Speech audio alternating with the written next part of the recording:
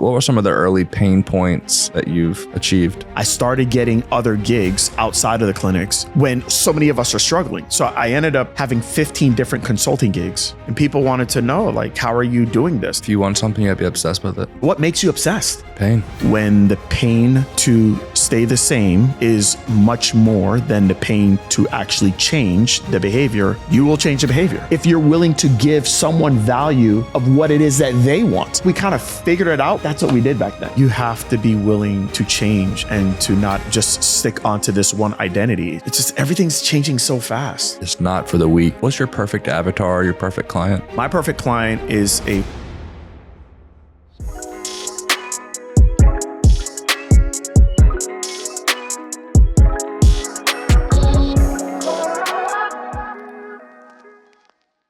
What's up, you guys? Welcome to another episode of Successful DNA. I am Elliott, and I am with my friend Greg Todd. Greg, welcome to the podcast. Thank you, man. Thank you so much. I love your setup. It's going to be cool. Yeah, thanks, man. It's going to be fun. Yeah. So for the listeners, let's start high level, day to day. You kind of just went through it with me as I did my research. Let's talk through just high level smart success. The podcast you have, the content you're doing, and you got some Airbnbs too. So focus on the smart success piece because that's where you spend most of your time. Yeah. But high level, what's going on? Yeah. So smart success healthcare started through pain. And the pain was, I was a physical therapist from 2000. And I became a physical therapist so I didn't have to be like my dad. Mm-hmm. My dad was a solopreneur. Then went to entrepreneur and had a team in the financial services world, and it all came crashing down. And so I was like, I never want that. Yeah. I want stability. I just want to have a job and I'm good to go. So, so I became a physical therapist. December 26, 2000. 4 years in, I'm like, this is not getting me what I wanted. Yeah. I thought I'd have more time. I was, seeing patients day and night, doing notes till the wee hours of the morning. And so anyways, long story short is I ended up doing the thing I said I would never do, which is become an entrepreneur. And I opened up a clinic in Hyde Park, Tampa, and then ended up opening up over the next 13 years, 2 other clinics, one in Pinellas County, one in Pasco County. So those are PT clinics? Those are all physical therapy clinics, yeah. So basically, I did the thing that I thought I would never do, which is to go into business. But really what I wanted is, it wasn't money I was searching for, it was time. It was to have more time, to be able to have the potential to be able to grow. So that's how Smart Success PT started. Mm-hmm. It started because a lot of physical therapists were feeling that as well. They put a lot of money, a lot of time, a lot of energy into becoming this doctorate, level clinician. And they weren't getting what they wanted from it, which was to be able to have a decent living and to be able to also have time and not like kill themselves. And so I showed them what I did, and it was a lot of work, but I showed them entrepreneurship and I showed them how to do it, not just as a physical therapist and be a clinician, but there's other ways to do it in the healthcare space, whether it's digital products, whether it's consulting, using your knowledge to be able to impact other people. So that's how Smart Success Healthcare started. It started through my pain, which I figured out how to solve it. And then other people wanted help in that arena. And it started with physical therapists, but it's now 19 different healthcare providers that have used our frameworks to be able to build a business, in whatever way makes sense for them, whether it's clinics or digital or consulting. And how has the digital evolved? Oh gosh. I would say this, I've been doing this since 2009 is when I started it for myself. Mm-hmm. And back then it was, I used digital and I combined it with my clinical work, right? How I've seen it really change over the last 10 years is that people want less and they just want a result as fast as possible. So there's more of an emphasis on if you are going to do a done with you program or do it yourself program, it's got to be as condensed as possible. Whereas back in 2015, 16, give people as much stuff as possible. That's what makes it more valuable. So now it's less is more. And I think more people are looking for done for you services. And if they are going to do digital, they want it really fast. And you're going to have to use AI to be able to help them speed it up. And are you still practicing in clinic at all? No, I haven't treated a patient since 2017. I still have one of the 3 clinics. But yeah, patient care doesn't make sense for me anymore. Yeah. So on a day-to-day basis, what's your focus? On a day-to-day basis, my main focus is honestly running the business. And for me, 80% of the business is doing marketing and content, so whether that is me, partnering with platforms and putting valuable community service content on platforms like Instagram, Facebook, or YouTube, or doing podcasts like this, where I'm partnering with other people, that have audiences that could, benefit from what it is that I'm saying, and then building relationships. And with Smart Success, what's your perfect avatar, your perfect client? My perfect client is a 48-year-old woman who is a healthcare provider looking to be able to spend more time with her family, went into the allied health world because she thought that I can make good money, but I can have, very structured hours, and realizing that the economy, the amount of money that it takes to be able to live, the investment that it took to be able to become an allied health professional, it's not adding up anymore. So we're having to do something a little bit, different. So that person is fighting against, I need to provide for my family, but I also need to be present for my family. And that was what I felt in 2004. And then what solution do you provide for her?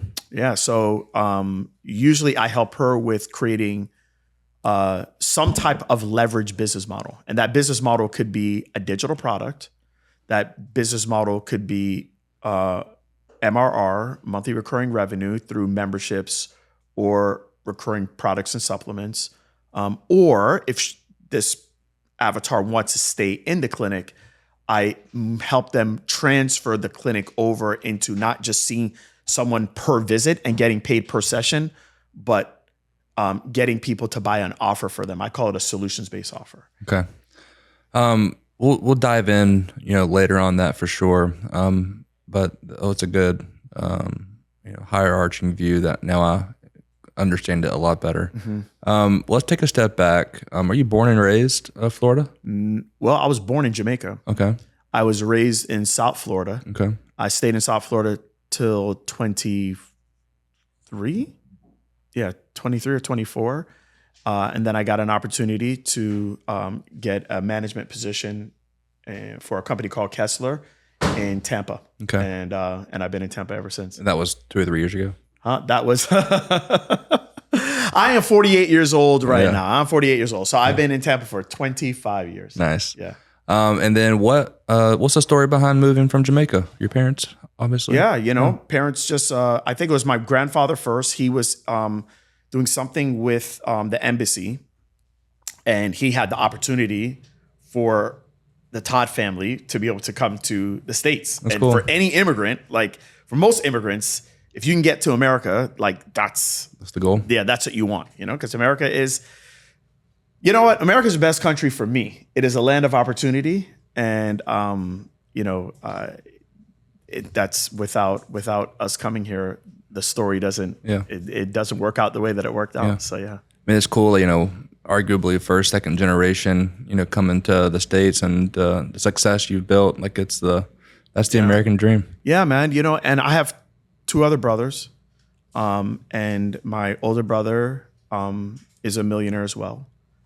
He did it in a totally different way. Yeah. He did it through the music industry and initially opened up clubs, and they all bombed, but he did graphic design for his clubs, like flyers to be able to, hand out. Yeah. That took off, and that turned into an amazing business. Bought real estate at the crash in 2008. Nice. So he's done really well. My younger brother, he's a marketing regional marketing person for Celsius. So, we all got opportunities, and Everybody's in marketing. We are, every single one of us are in marketing. Yeah. Just some people don't know they are in marketing. Yeah, everybody's in marketing. And they just don't know they're in marketing. Exactly. They just don't know. They don't know. So, back when you started Smart Success, like what were some of the early pain points that you've just kind of achieved? Yeah, I think I got a lot of hate because I was trying to teach people how to do things outside of the physical therapy world, right?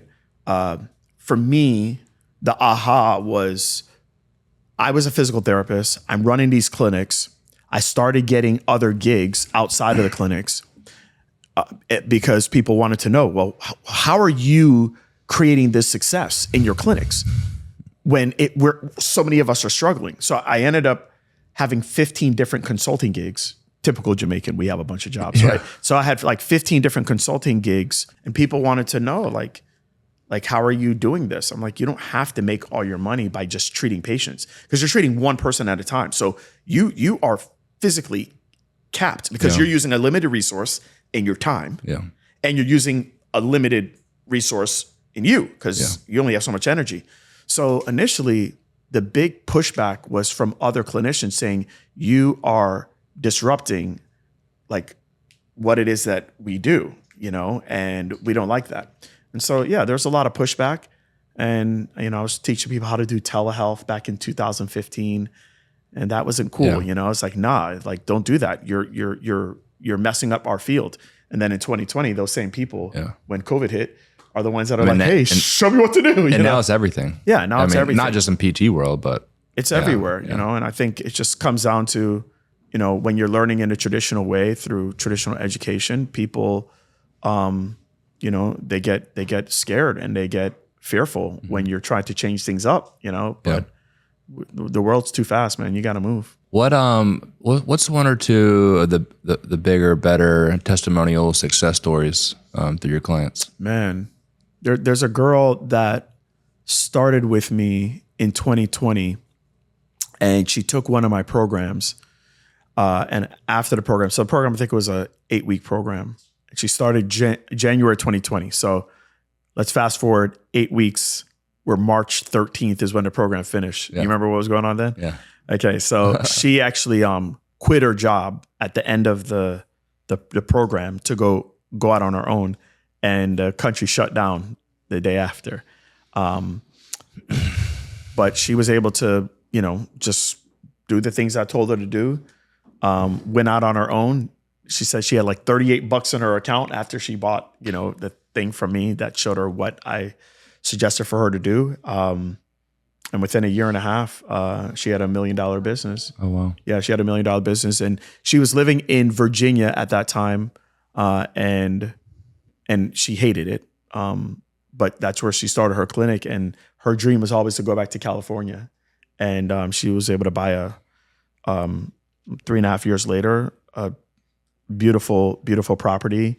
It's about 5 minutes from, the Pacific. Yeah. And she lives there now. And what was she doing to go from 0 to $1 million? She had to start a business. She started initially doing mobile work. So she was going to people's houses. That's how she started. She got proof of concept that, okay, this is working. People want my services. She's in the pelvic health world, right? So, and then, we got her to open up a little facility. It was just a 1-room, gig. She sold that out. And then had the opportunity to buy a building, and then she did that, and she, got it to like 11 employees, and crushed it. Yeah. So and then like outside of what she was doing on the business standpoint, well, what separated her from a DNA standpoint? And maybe a 2-part question, like what separates her from being successful versus your clients that aren't successful? Like what's in kind of, we all have that, what's the difference? Pain. I think most people, if it comes down to it, we all say action. The reality is that we all act. It's just some of us are slower to it than others. I truly believe that when the pain to stay the same is much more than the pain to actually change the behavior, you will change the behavior. It's really what it comes down to. I think sometimes we just orchestrate it.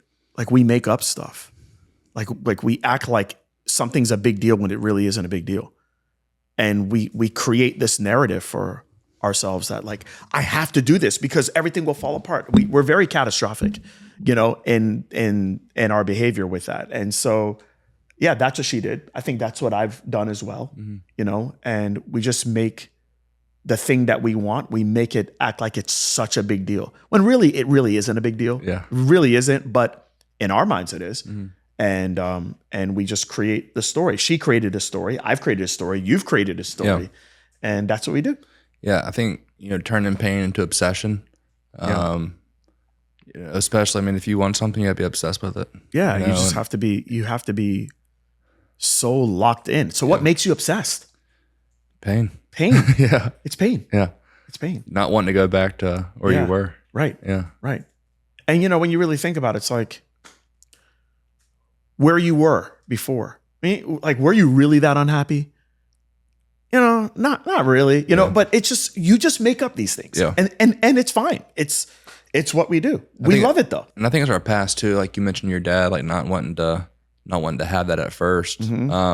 I mean, same thing for me. It was, my mom was mentally disabled, so no income. And then my dad was a blue collar, maybe $70K a year at General Electric on a good year. And I had 2 sisters, so 5 people on $70K. Yeah. By no means were we poor. We had food on the table. Like we weren't on food stamps or anything, but there was nothing extra going on, And so, I knew I didn't know what I was going to do. When I majored to be a teacher, I went to college to be a teacher. So that wasn't a good idea if I wanted to be different and support my family better, but it all worked out. Yeah. And, but yeah, I think you hit the nail on the head. It's pain and wanting something different and doing whatever it takes to get there. People have asked me your brothers, like, how did you guys do it? And it's like, all right. I think the pain part. I think also for me, I lived in South Florida. There's an area called Pembroke Pines. And at that time, Pembroke Pines was like, it was a middle upper class neighborhood, but we were like the poorest people in that neighborhood, right? So I had friends that for Christmas, for their birthdays, they would get the go-karts and they would get, the Nintendo and, all that stuff. And for us, my parents just didn't have it. Yeah.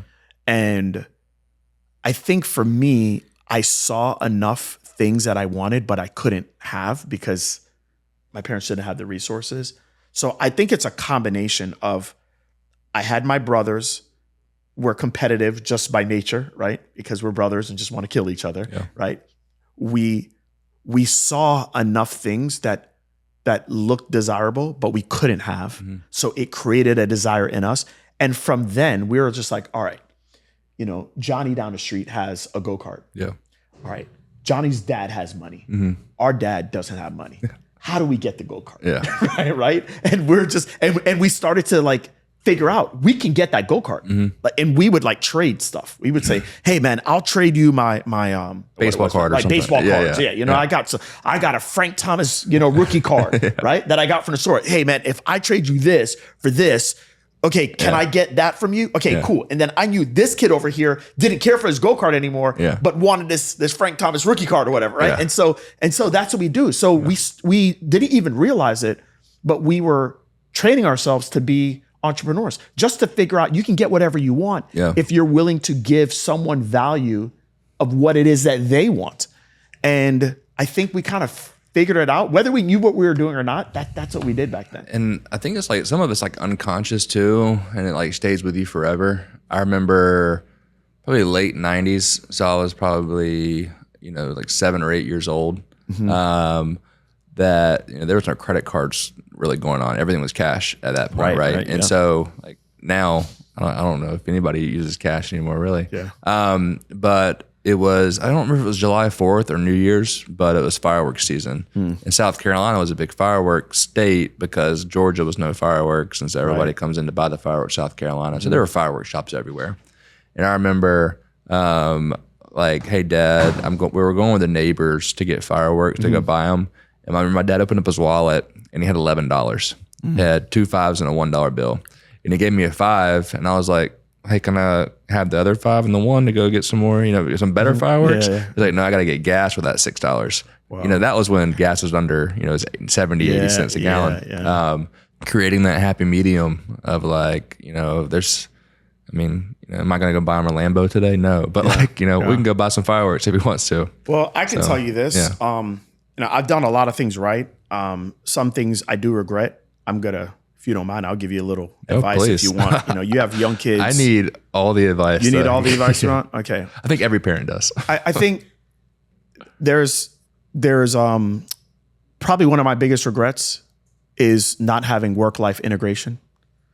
And I did it the way that I saw my parents do it. And I don't think that's a good idea. Yeah. So for me, my kids, my wife at the time, kids, she took care of them. They're home. I'm at the clinic. I'm grinding it out, seeing patient after patient, building my company, building my staff. And I didn't have them hugely involved in the company in any way. And so I have seen people that have been extremely successful and their kids still understand the value of $1 when the kids are, you immerse them inside the business. Yeah. And so I think there is, I don't like to use the word, balance, but I think that if you can have your kids immersed in what it is that you're doing and they understand that like what daddy's doing is extremely important and this is not the norm, right? But also what daddy does is extremely risky and tough. And, there's ups, there's downs and whatnot, right? And then also being here and just seeing like all the people that are helping you with the mission that you've set forth. If they can be around that, that's a really good thing. I think where it helped me, because I'm like, man, I screwed that up. But I think where it helped me was that my entire life has not been based on being an entrepreneur. So when I would come home, no matter if I lost $100,000 that day, or I made $1 million, when I came home, it didn't matter. Yeah. Right. It didn't matter because they had no clue. Yeah. It's like, oh, daddy, let's go play, Nerf gun, or let's go do this, or let's, so from that standpoint, I think it kept me grounded and that I've never really gone through the highs and like, I identify as an entrepreneur, but like, if I lose, I really don't care. Yeah. It's not that big of a deal because, my family doesn't like respect it. Yeah. But I also think it makes it tougher when they start to get older. Yeah. And when they don't respect the value of $1, when they don't see the grind, they just think whatever daddy does turns to magic. It's been cool, like kind of our, I want to say rule, but just how it's kind of evolved inside of our company is like, especially at my house, like, cause I work from home a lot too. I come here every Thursday and I work from home the rest, is like any internal call. Yeah. He can come in the door. He can be loud. He can not be loud, but he needs to whisper. Right. But I want him to listen. There was one call the other day, and after the fact, he said, "Daddy, what's an STR, short-term rental? Yeah. Daddy, what's ROI, return on investment? Yeah. Daddy, what's STR loophole? A tax incentive? Right. And so, like, how many 5-year-olds at that point are asking those questions, right? Yeah. And like, it's something that I wouldn't have like taught him. Because like he's 5, I'm not going to teach him that, right? But he can ask those questions, and that's why a big reason we decided to homeschool too, because the value that we're going to be able to bring to them. But I agree with you. Do any of your kids have a role in the business at all? Right? No. Well, at one point, my oldest daughter, for Smart Success Healthcare, this was when she was in her second year of college or third year of college, she helped me with some social media and was a moderator of a community, but it didn't last very long. And I think, even times that I've asked them, it's like they're just not that interested. But I think if I would have done it from early out, it would have been, it would have been different. And so I just think work-life integration is extremely key, because when everybody understands this is the grind, this is what it takes, this is what we're doing, it just makes things like being an entrepreneur and being at this level, it's tough. Yeah. Right. It's tough. And if you don't fully get it and understand it, it could run into problems later on. It's funny too. Like we got, we're always getting like shirts and swag for the company and whatnot. We had an event in November, flew the whole company in, and we had the shirts he has on now, just black and white and gray Rise Collective shirts. They're all like, adult size. And he was like, Dad, I want one. So he's walking around the whole, the Vinoy with like a, adult small, it's like a dress on him. Yeah.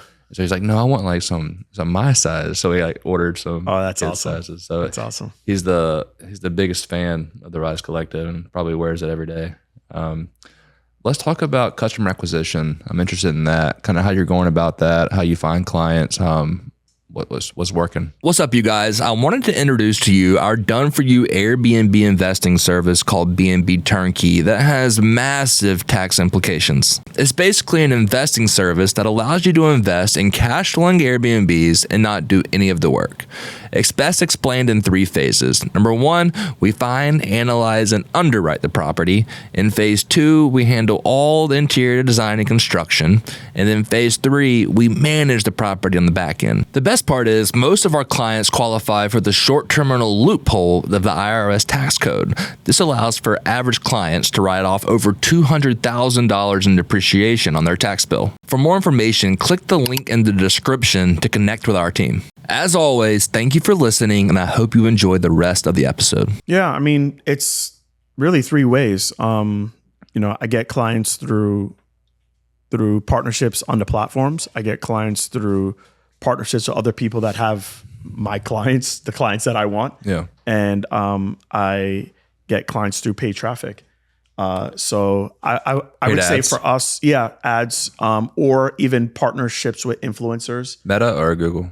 Meta, primarily. So, and we've dabbled a little bit into TikTok, but I'd say Meta is 90%, TikTok and YouTube 5%, and we want to grow that more this year. But most of our people are through organic, through just putting out content. I do webinars, I do summits. So I'll do something for free, give people massive value, and then at the end, give people the ability to come into whatever offer it is that I have. What's the pricing of your offer?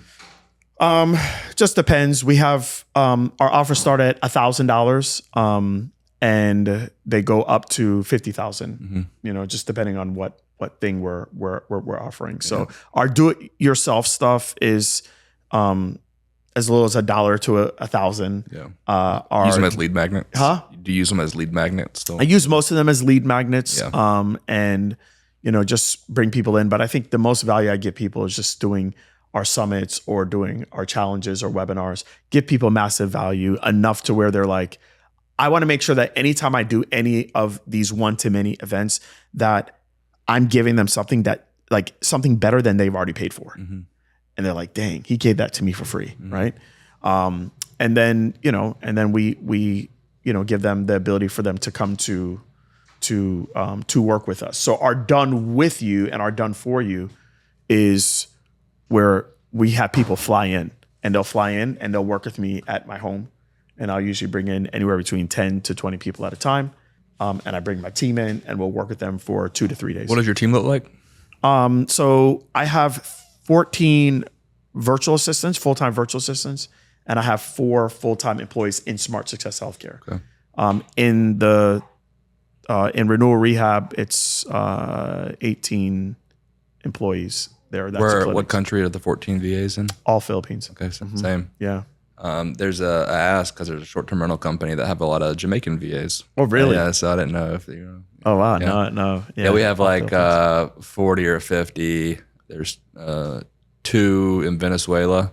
So we've been checking on them every day, but they're kind of far away from the capital. And then the rest are in the Philippines. Do you guys have them work your time, or do you have them work both their time? Yeah, both. Majority work our time. And then it's great because their time is our in the morning. And so while we're sleeping, we have a 24/7 guest communication team. Right. And That's awesome. what's great about it is, I think turnover is a silent killer at companies, and we on purpose, try and not lose people. Right. Yeah. And I think some companies don't realize how much turnover kills companies. Yeah. And so it's great because we just have the consistency on our VA team of, we're adding 30, 40 properties a month. Right. We're the fastest growing, short-term rental company in the country, probably the world. And so it's been great to have them because, at 3 a.m., if a guest has an issue, that's usually a big issue. Right. And so we need to have somebody that's, now we've scaled to the point while there's always an onshore person on whether it's 3 a.m., 4 a.m., they're on the clock and they're working. But it was great early on. How did you find your VAs? So, so my first VA I hired in 2015, and I found them through onlinejobs.ph. Okay. Right? First one, went through 100 VAs or 100 applications and got down to 3. And the 3 that I brought as final, I did a not in person, but a virtual interview. And only one had on a camera. Oh yeah. So that was the one I hired. Right. So she ended up being the first VA. I then hired her boyfriend, who's now her husband. And then I hired this other guy that did video editing for me. Huh? Are they still with you? They're still with me today. Awesome. Yeah. Now here's the crazy part. The Luis, she ended up, this is about a year and a half later, brought a proposal to me of Greg, I want to teach other Filipinos how to do VA work because public transportation is terrible. We all get government jobs. You're paying us the same or more than a government job, and we're able to work from home. So I want to show this. And so I let her create a course in my platform for this. Long story short, about 8 months later, we ended up creating a company. And that company, that virtual services company, which I gave to her, has done over $2.5 million now. That is incredible. So I had it initially, and then I said, okay, we're going to be 50-50 partners. I'll put up all the money, you run it, right? And then now we have big offices in the Philippines. But I said, okay, it's your company now. So that was my gift to her, and then now I started another one. But I started that one where I have one person from Smart Success Healthcare that's running that company, all Filipinos as well. And so now we have that up to 14 employees, and then we're hopefully going to grow it to 100 clients. We're at 33 clients right now, and the goal is we just started last year, but the goal is can we get it to 100 clients? I get asked all the time, people that want to go find VAs, how'd you find them? We got lucky, or there's all the recruiting services. You just never know what you can trust, right? I had a friend that had a long-term rental company, and they had VAs. Kind of the same thing. I asked him, hey, can you ask your VAs if they know anybody else? Yeah, that's it. Yeah, of the 14, it's his cousin, his brother, his neighbor, and you know what? I think culture-wise, it keeps it really good because it's hey, we have our commandments, we have what we are part of. You guys, we believe in this, we believe in that. You got to do this, you got to do that, and so. Do you know anyone that is like you? And that's how we've been able to do it. And it's a small country land-wise, so we let them do they go buy a Philippine mansion, or rent a Philippine mansion, an Airbnb. And it's $200. They think it's it's crazy. They're going to Malibu. They're great people. I think the biggest thing is they're so respectful.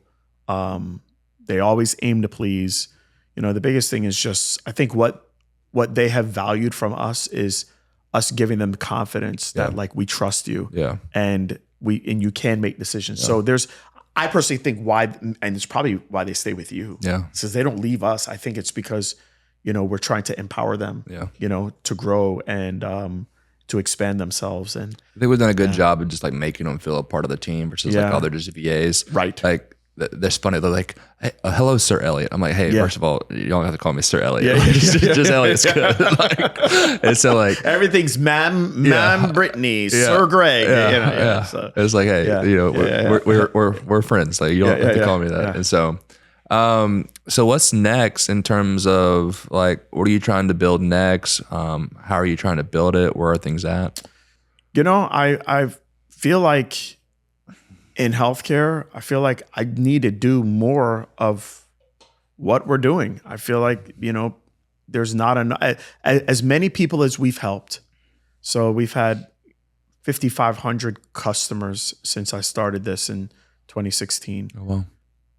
I mean, I haven't even scratched the surface. Yeah. And I just feel like, a lot of times I'm like, oh, we can start doing this. I just need to do more of what I'm doing, but I need to do it faster. Yeah. I feel like today, what used to take me, whether it's content, it's putting out digital products, it used to take me so long before. Now with AI, I can do it in a tenth of the time. And there are so many ways for people to be able to help others without doing the thing that is holding them back right now. So I just feel like I need to continue to do more of that, and I need to use the resources, the tech, the AI that we have today to be able to make things happen faster for people. Yeah, I agree. I think even just in our business, like even the podcast, like how AI has kind of changed the game from a time perspective of like, even with you, like I'm going to, I find every single website I can about Greg Todd, Instagram, LinkedIn, any articles, everything. I load it up in the chat GPT and I say, hey, tell me about Greg Todd. Right. What's the story? What I need to know, give me some, give me 50 questions to ask. Right. And then like, I'll edit it, of course, and read through it and make sure they got the right Greg Todd. It takes forever to do. Yeah. If it weren't for that, I have to go through every article, read it, go watch all your videos, versus, and like, I think part of it too is like time is valuable, right? And so, if I'm spending time doing something not in the business, like, if I'm making $10,000 an hour, right, and I go away from that, well, I'm throwing away $10,000, right? So how are you going to get there? How am I going to get there? Spend more on ads? What are we gonna do? Yeah, I mean, I think for me, it's I just had a staff retreat in early December with my team, and I was like, we need to 5x our output. I was like, but that doesn't mean we have to work 5 times harder. I was like, we have resources today that will allow us to be able to 5x our output, and we really not have to work that much harder. For me, it is about doing these things. Yeah. It's about getting out there more. I feel very good about our service line, about our products. I don't feel great about how much work or how much outreach we are doing in order to get to those goals. Mm-hmm. And so I've made it like a conscious effort that in 2026, I'm going to be doing a lot more of this, a lot more getting on stages. You get to this point when you're starting a business where you say yes to everything. Yeah. And then you kind of hit like, okay, like you're kind of the man, right? Yeah, exactly. and then you get to the point where it's like, all right, you got to start saying no, right? Yeah. No, right? And I realized that you can do that way too much. Yeah. And so now I'm just saying yes to more outreach opportunities. Yeah. And I think that's how one thing that's helped, because like, I have a big heart and I want to help people, especially like friends and stuff. And they'll DM me on Instagram and like, hey, can I get some time? Like, I'd love to meet with you, love to pick your brain. Mm-hmm. And it's like, no, I don't have time, but I don't want to be a jerk. Right. So what I've been doing is, hey, I don't have the flexibility. I don't have the, the ability to meet, but send me some questions. Yeah. I'll record a video and I'll send it back to you. Right. So it's trying to get creative. I've been trying to get creative on like how to spend my time wisely. Yeah. I mean, I think just allocating a certain amount of time that like you have, whether you want to do it per week or per month. And this is not saying that you have to do it this way, but this is what I do, right? I will allocate a certain amount of time per month that is going to be to just help people, and it has nothing to do. I don't need any exchange going back and forth, right? And basically, I will, if it's first come first serve, I'll give you that privilege. If you blow it, we're done. That's it, right? Like you won't get that anymore. Yeah. But that's it, And I let people know that. So it's like, hey, can I pick your brain? So look, I have an hour that I give to this a month. Yeah. Okay. This month it's booked up. Yeah. All right. So if you want to pick my brain and you want to pick it in a way to where you're going to get on the phone with me, you'll have to go to the calendar and you'll have to do that in April. Yeah. Okay. But if you want to put a question, I will always get to everybody. And this is what I say to people. I will always get to you. It's just a matter of the queue. Yeah. That's really it. Right. Yeah. But I don't ever want to come across as a jerk. And it doesn't matter. Like if you say that to somebody, some people are like, man, that's really cool that you do that for people. Some people are like, look, I need you like right now. Right. And okay. You think you're better than me now, Elliott. Okay, great. You know what? So like at the end of the day, you're not going to please everybody. Yeah. But as long as it feels good, like, hey, I'm doing what I need to do. You have all those companies out there that you're running. You got to put priority to that. Yeah. Right. And then that's what's in the queue. Yeah. Okay. That's first in the queue. Right. And then you got your family too. So that's in the queue as well. Yeah. And then everybody else, they're important. Everybody's important, but it's at what priority level. Yeah. That's it. Well, let's end here with the podcast being on Successful DNA, whether it's yourself, whether it's your clients, people around you. We've mentioned pain a little bit, but what are like maybe 1, 2, or 3 other things that are just non-negotiables in your opinion for success? Being willing to understand that we are all in relationship business. I think a lot of people want to create businesses, and they don't want to enhance their relationship with other people. You're in a relationship business. I don't care what business it is. You've got to be okay with that. You've got to be okay with building relationship with people. Yeah. I think that's number one. I would say, you got to just make up your mind if you want to be in the top 1%, or if you want to be in the top 10%. Yeah. Or if you just want to be in the top 50 percentile, right? Top 50 percentile, you're probably going to be out of business in 18 months. Yeah. Okay. Top 10%, you'll be in business, but you'll probably struggle. You're going to struggle a bit. Mm-hmm. Top 1%, you basically write your own check. Yeah. Right. But top 1%, there are so many sacrifices that you're just going to have to be willing to make. Yeah. And it is, you're going to feel it. Like your family's going to feel it. Yeah. Your body will feel it, and in my industry, I'm top 1%, but I've nearly, croaked twice, you know what I mean? There's just, it's just the reality of being great. When you're great at something, that's all we want to do is we just want to watch your greatness. Right. Yeah. But we don't want to see all the things that the greats have to go through. I think, the risky piece to what me and you do, everybody sees, everything now where everything's great, but that could change tomorrow. It could change. But then, we started November of 2022. So, all of 2023, which is only 2 years ago, now 3 years ago, we're month to month, paycheck to paycheck from falling apart. Right. Yeah. So it's no one knows that but me. Right. Not even my wife knows that. I want to scare her. Right. Because I left a very, very good sales job to start this. We're month to month from shutting down. Right. Yeah. So it's definitely risky, and business is hard, and it's not for the weak. That's for sure. Yeah. And I think the other non-negotiables that you have to be willing to change and to not just stick onto this one identity. It's just everything's changing so fast. And it's like, hey man, this is how we've always done it. It's funny you mentioned that. I just scripted a video for YouTube talking about IQ, EQ, and CureQ, and the curiosity quotient is what you just said. Not being afraid to change, not being afraid to learn, always being curious. Yep.